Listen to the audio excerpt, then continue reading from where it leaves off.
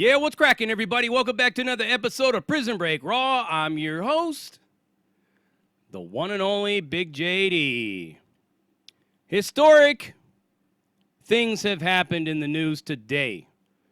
This is regarding politics, and this is a political video, so if you're not into the politics of things, of which you really should be because you should become more aware of what's going on around you and in your country, but if this ain't for you, don't waste your time. I don't want to waste your time, because we're going to talk about politics. But first, let me just make a quick announcement. Tonight, the same time as any other live night, it's going to be 8:30. I'm going on live. I'm going to be talking about this and so much more. We got a lot of things to talk about. I miss all you guys. So we're going to go live tonight again, 8:30, same time, Central Time. But let's get into this one right here. Regardless of how you feel about Donald Trump, President Donald Trump, me personally, like I said, I'm not for or against him. And people ask me, well, why? They're confused by that. Because he's the president. And I don't need to be for or against any president to like some of the things that they do and dislike some other things that they do.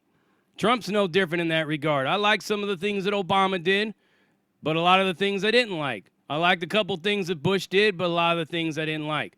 So on and so forth down the line. Right? That's how it should be. Because regardless of how you feel about Trump, he won fair and square. Miss me with the popular vote bullshit. That popular vote, the only reason they counted is for shits and giggles. That's all. The reason we have an electoral college is because California and New York would decide every single election, and nobody in the middle would ever even get touched. No president would ever even go there to do campaign or anything because their votes don't matter. The only people's votes that matter is where the larger populations are, because that's what you're going to do to win. Same thing with the Electoral College. It basically evens out the playing field for a lot of those smaller states that have lesser of a population than others.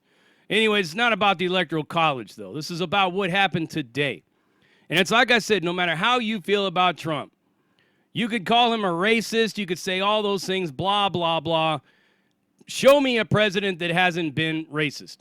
And please don't say Obama, because he's been proven to be a bigot as well. Whether they're racist or bigoted, whatever, if you want to get into the semantics of it all, doesn't matter. People will do things to benefit themselves in a lot of ways. But when they're elected to a job or when they're doing a job, any kind of a job, it doesn't matter what it is. If somebody's cleaning toilets, somebody is working at a McDonald's, it's usually somebody's going to be professional first and keep their personal feelings out of it. I mean, that's like the general theory and the gist of it all. But I could point to you one president in particular that was racist as fuck, and that's Lyndon Baines Johnson.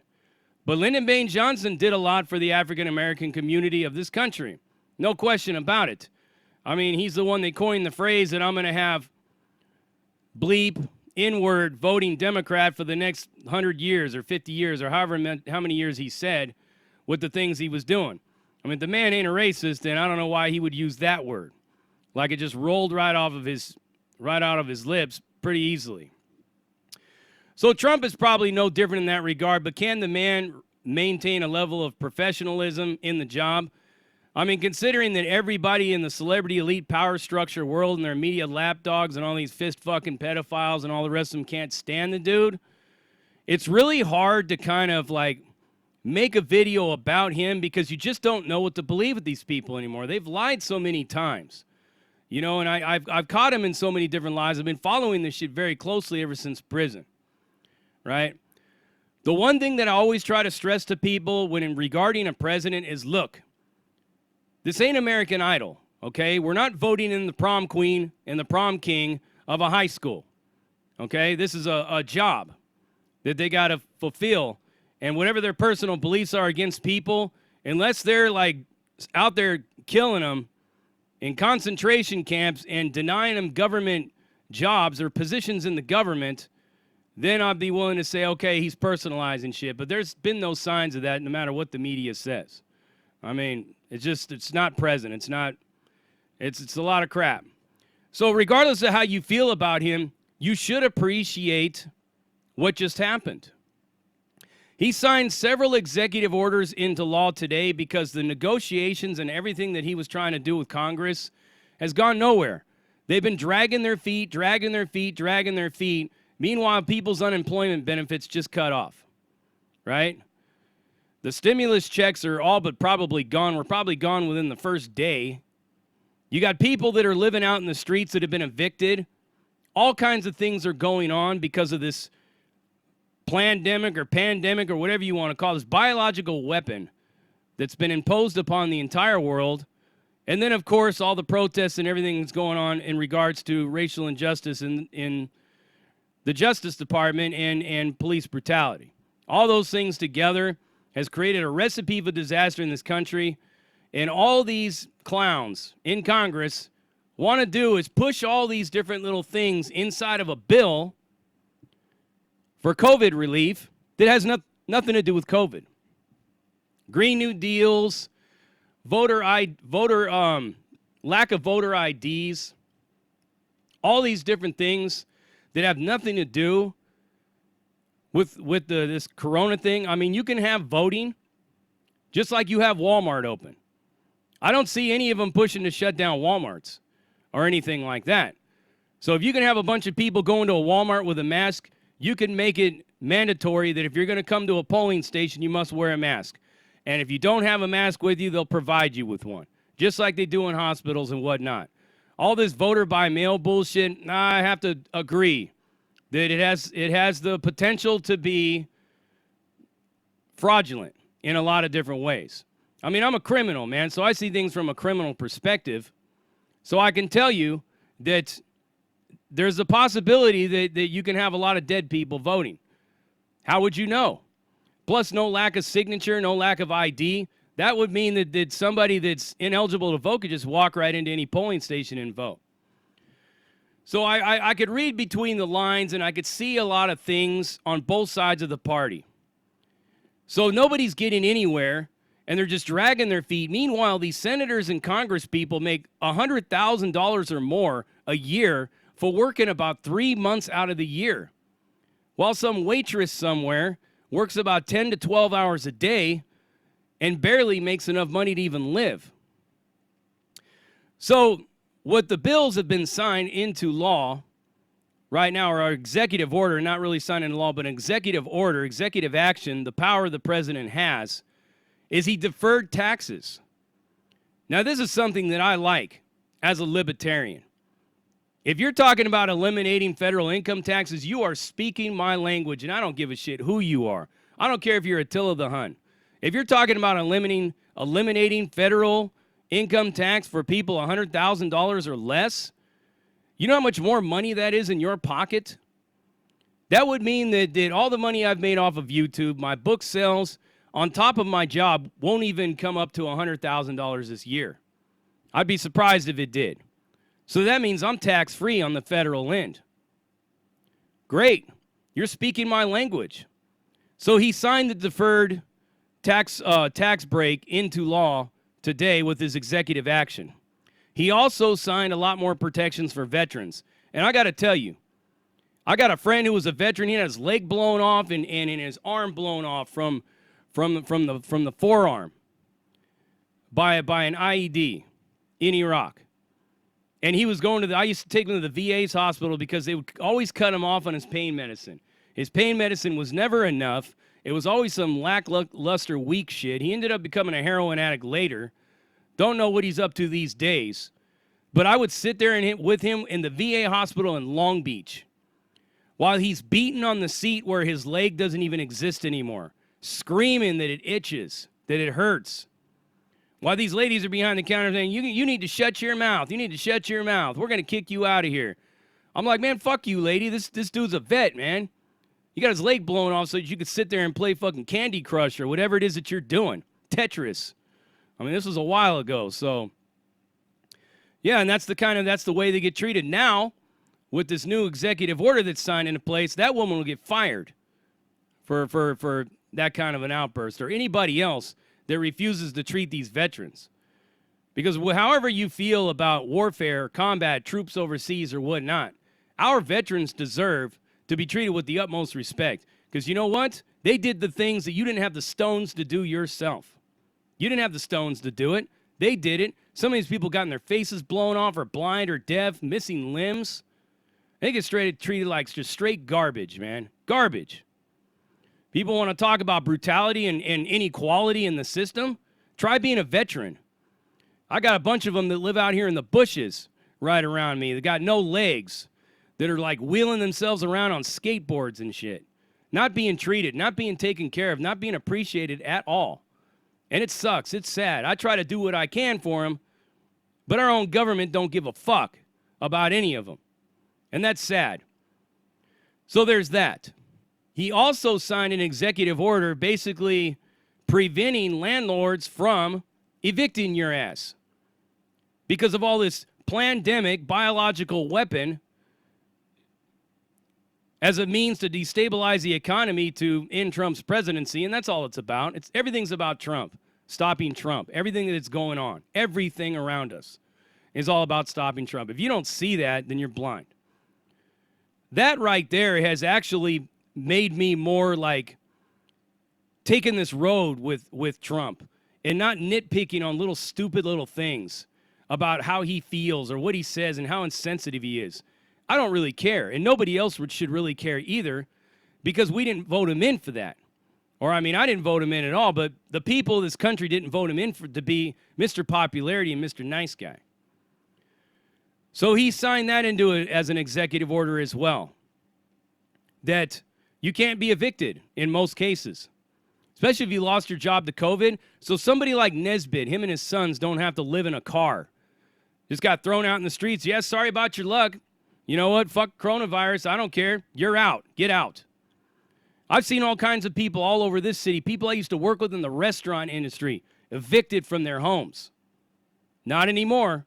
Not with this executive order in place. There's that. He also signed for $400 of additional unemployment benefits. So if you were receiving $600, you're going to be getting $400 now. And some people would say, wow, why only $400 when the last time it was $600? That's probably about the right amount of money that he can let loose and distribute to where people will get it. Plus, he's mandating that the states put up 25% of that. So we don't know how much money they got behind the scenes. So it's probably according to how much money they got on hand, and that's what they're giving to all of you. Or else it probably would have been $600 because in his defense, he said $600. He's more than happy with that, but I mean, if $400 is all we can get, then $400 is better than nothing. So you got that one there as well. So these are the things that he signed. I believe he might have signed a couple other ones, but those are the main ones that I seen that were important. So after he signed them all into play, the first thing that somebody asks him is, wow, $400, that's not enough. He's just like, look, man, we've been fiddle fucking around with these people in Congress all this time, and they want all these demands that have nothing to do with this pandemic. So he got sick and tired of it, so he took action. He did what he's supposed to do as a president. And people still ain't happy. In one of the news articles I was reading this in, you had people on there going, oh, great, more money for lazy people. I'm not voting for him. Well, you're a fucking jackass, right? If you're saying that kind of shit, you're a straight fucking moron. Because a lot of these people lost their jobs because of this pandemic. It's not that they're lazy. It's just they lost their jobs because of this pandemic. And whatever field they're in, whatever it is that they're doing, they may be looking for work, but they can't find work. You know, because maybe there's no jobs to be had, or maybe the circumstances of which they live, you can't set anybody else to your standard. I busted my ass to get everything I got, but you know what? The next person that's struggling, I'm all for them helping them. It's just like that. And then everybody's crying about cutting off the income tax. Why? Why would you be upset about that? You know, it's because people like hair-sniffing, weirdo, creepy Joe Biden, when he gets in there, he wants to raise your taxes. He wants to raise all of our taxes. You know, and the amount of money that I make on my job outside of YouTube, if I never did this YouTube shit at all, with my job, I barely make it. You know, and with that, if the taxes go up, it's going to be even worse. Because, you know what I mean? I got to pay all my utilities, my lease, everything gas to go to work, food. Food's not cheap, as I've learned. With the way I want to eat, if I want to stay healthy and not be on a top ramen and tuna diet, but actually eat healthy and eat healthy foods, just for myself, it's about $300 every 2 weeks. $300 every 2 weeks. Or give or take about $450 maybe a month. And that's like really like stretching it. And I know a lot of you are going through the same thing. A lot of us are going through a lot of shit. Being a libertarian, I don't believe in federal income tax. I don't understand why it even exists. As a matter of fact, I don't think it's something that we've had like in the entire history of this country. I think it's something that's relatively new over the last 100 years. But they don't need it. And I'll tell you what else he should probably be doing. Looking into cutting the pay of all these people in Congress and in the Senate. They make entirely too much money as it is. You know what I mean? You got freaking AOC walking around wearing Versace, wearing freaking custom-made clothes, thousands and thousands of dollars in her wardrobe. And she's bitching and crying that she can't get an apartment for however much. She even tried to push for a pay increase for Congress. This little ignorant jackass from New York, right? Doesn't know shit from Shinola, and everybody loves her to death. God knows why.